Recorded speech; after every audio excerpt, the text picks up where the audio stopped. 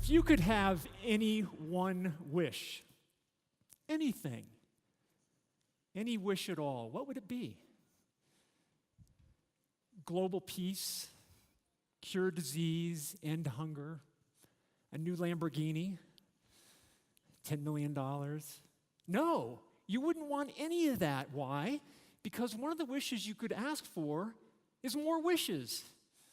Ask for 10 wishes, ask for 100. How about unlimited wishes? You could cure disease and drive the Lambo. Well, how about invention?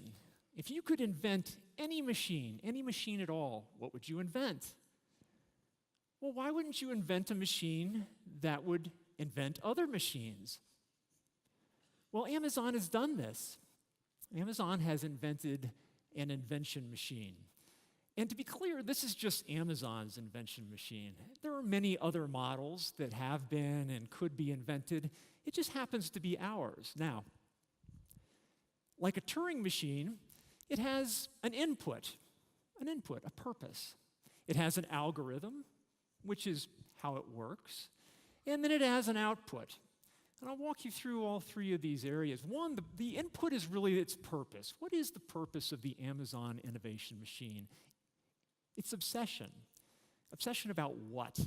Well, very specifically, it's obsession about customers. And you might say, well, of course, everybody wants to obsess about customers. That's what your job is. That's what you do. But so often enterprises, particularly commercial enterprises, become distracted by obsessing over competition. They obsess over what their competitors are doing. Are they ahead of us? Are they keeping up with us? Or should we be trying to follow what they're doing? And part of the problem is, part of the challenge for any enterprise, particularly a commercial enterprise, is that at least the media and maybe some other groups want you to focus on your competition. They want to know how you're doing. Are you keeping up? Are you staying ahead? What are they doing? What are you doing? At Amazon, we're aware of our competitors. We're aware of it. But we don't obsess over competitors, we obsess over customers. Well, what's the easiest manifestation of customer obsession at Amazon? I think perhaps it is the working backwards process. And let me explain how this goes. If we have an idea today, we have an idea about a new product or service we want to provide to our customers sometime in the future. Maybe it's months, usually it's years from now. Today, we will sit down and write the press release announcing that new product or service. The press release that will be sent out months or years from now. Today, we'll write it. Well, what does that do for you? Well, by writing down the press release, it holds you accountable. If you have an idea today about a product or service you want to make available to customers sometime in the future, the distant future, months or years from now, by writing it down, it keeps you committed to it. I mean, how many times have we been in a meeting, decided to do something, and everybody walks out, and maybe 2 weeks later you say, well, it turns out that that's kind of hard. Let's do something else. We didn't really mean what we decided in that meeting, or does somebody not remember what we decided? No, you've written it down. This is a commitment to do something for your customers. Okay. What else does it do for you? Second, you've written it as a press release. That means you've written it in customer language. What's in it for her? It's the what. Here's what we're going to provide to our customers. What product or service? By writing a press release, you're not talking about the how and all the things that need to be invented behind the scenes, all the different technologies that need to be created. You're not talking about that. You're talking about what's in it for her. And then lastly, by writing a press release today for a product or service that won't be released until years from now, what you're doing is admitting that what you want to do today is impossible today. Otherwise, you'd write the press release today and send it out in the morning or send it out next week. No, you're writing a press release today for sending it out years from now. What you're saying is we can't do it today. We need to figure out a way to invent, to innovate ourselves to that point where we can offer that product or service. It's actually quite liberating. Well, a few years ago, I participated in the writing of a particular press release in this style at Amazon. It had to do with Amazon Prime Air. I don't know if you've heard of this, but this is our future package delivery service by drone.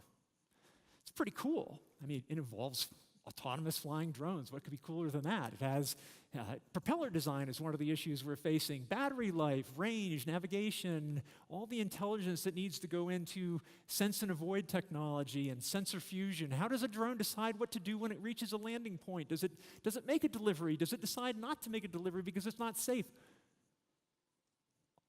Customers don't care about all that stuff. Yeah, sure, it's going to be interesting the first few drone deliveries you get. That'll be cool. But after a while, I'll tell you what the core of the press release that I helped draft was. Delivery to a customer within 30 minutes of an order. That's it. Delivery to a customer within 30 minutes of an order. That's what we wrote, and now we're waiting years to get to the point where we actually launched this service, but the core of it was something very, very simple. What's in it for the customer? It's delivery of an order within 30 minutes. Pretty cool. Well, that whole idea of customer obsession and working backwards has worked pretty well for Amazon over the years. But that's the purpose. That's the input. That's why we have this invention machine. What's really interesting, however, is the core of the machine, the algorithm on which it runs. How does it work inside? Well, the core of the algorithm is innovation. You might say, okay, innovation, that's kind of cool. It's in everywhere, right? You see it in advertising today. Everything is innovative. Every company is an innovative company. Every new product is an innovation. Okay, maybe that's good. I think that's a good thing.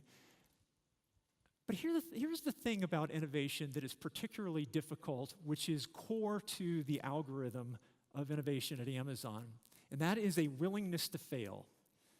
Failure is part of innovation. It's a necessary part of innovation. It is impossible to innovate without the possibility of failure. Think about that for a second. Every time you do something truly new or you experiment with something that hasn't been done before, failure must be a possibility. Because if you know exactly how it's going to turn out, it's really not an experiment. It's not an innovation. It's not something new. And so failure is accepted at Amazon. But we go one step beyond. It's not only accepted, it's expected. Or at least it's expected that you try to get your own ideas, your own inventions to fail. So we have a phrase within Amazon, how we're all evaluated within the company, and it's called "our right a lot." Our right a lot. Well, of course you want to be right. Nobody wants to be wrong. But the point is this, that you have to be right a lot, which means that you can be wrong. In fact, you can be wrong a lot in the context of innovation. You can fail a lot, and you're expected to try to disconfirm your beliefs. Now think about this. This is actually verbiage inside of Amazon, how we evaluate ourselves. We actually must work to disconfirm our own beliefs. This is a very active way of trying to overcome confirmation bias. But in practice, what it means is that if you have a new idea for a new product or service, again, that you want to offer to a customer sometime in the future, you actually have to personally try to make that idea fail. Repeatedly, try to make it fail. And if you fail to make it fail, well, then you can have some confidence that this might be actually a good idea. It doesn't guarantee it, but at least you've tried to make it fail before it ever reaches customers. Now, Amazon has had its share of failures over the years. In fact, Jeff talks about he personally is responsible for billions of dollars of failure. Clearly, the company has failed billions of dollars worth. But the vast majority of the time, those failures have not been public, simply because we don't want to impose failures on our customers. That's the worst. One example where that did happen is the phone. About 5 years ago, we had a mobile phone. I don't know if anybody ever remembers this, but it was not a commercial success, let's say. We ended up taking a financial write-down of something like $170 million. But that financial failure wasn't the real failure. That's not what really hurt us inside. What hurt us inside was we thought we had developed a really cool device, and it did have some very cool features. And those cool features live on today in some of our other products, like the Echo line of devices.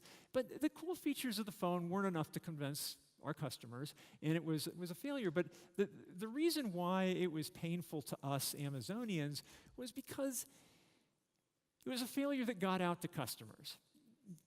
Failures at Amazon, we want to make them fast, but we also want to make them without having them go out to customers. The Fire Phone was an example where it went out to customers, and that's what hurt us most. We're not embarrassed about the failure itself.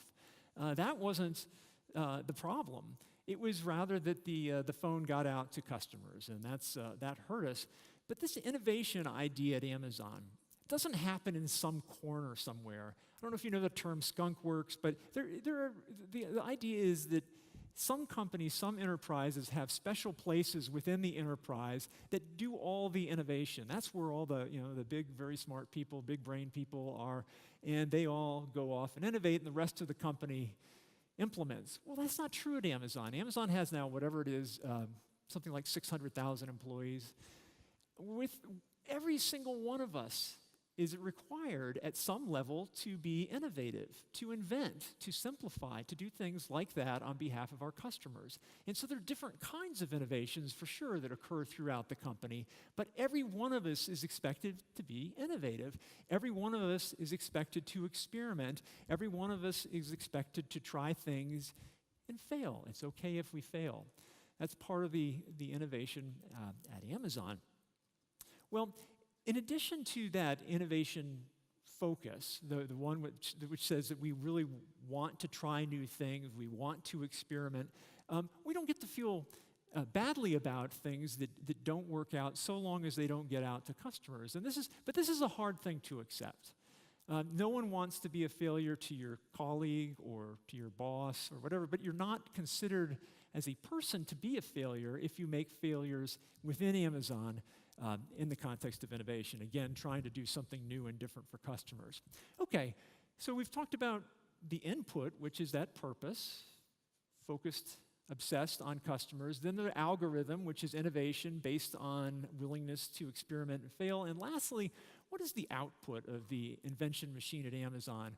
Well, that output is, it's fairly simple. It's delivering results. It's getting something out to customers, because all the obsessing over customers, plus all the innovation on their behalf, doesn't matter at all to actual customers if we don't deliver a result to them. Now, those results over the years hopefully you've heard of some of them. Some of them are pretty cool. But a lot of them were really big bets. We didn't know how they were going to turn out before we tried them. One of them is our cloud computing business, Amazon Web Services. Nobody, and it was mentioned that I started something, I came to Amazon in late 99, early 2000. I can tell you that nobody in the early 2000s was clamoring for cloud computing. No one was saying, Amazon, please devise a cloud computing business, because we want to buy compute as a service. We don't want to pay for hardware anymore. No, nobody was doing that. We thought of it, and we thought, maybe customers would really like this. This is something that had been a challenge internally to Amazon, and we had witnessed this in a few of our enterprise customers where they didn't really want to do the heavy lifting of buying hardware, paying developers to work on it, et cetera. So we thought, why don't we make computing available as a service? And we launched it. It was a big risk. We didn't know how it was going to turn out. Fortunately, it did turn out, and our customers do like it, which of course is the measure of whether something turned out. Customers like it. But it was a big bet. Now, how do we at Amazon get away with taking such big bets? Well, there's a simple reason, and one that you can apply as well, which is you can take big bets if you do it all the time. And how does that work? I would compare it to sport.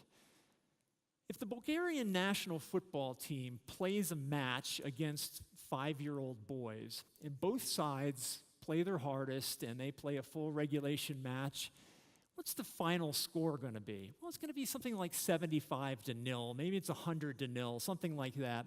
It's going to be an absolute blowout. You've got the Bulgarian national team and these 5-year-old boys. The Bulgarian national team gets out of this one win.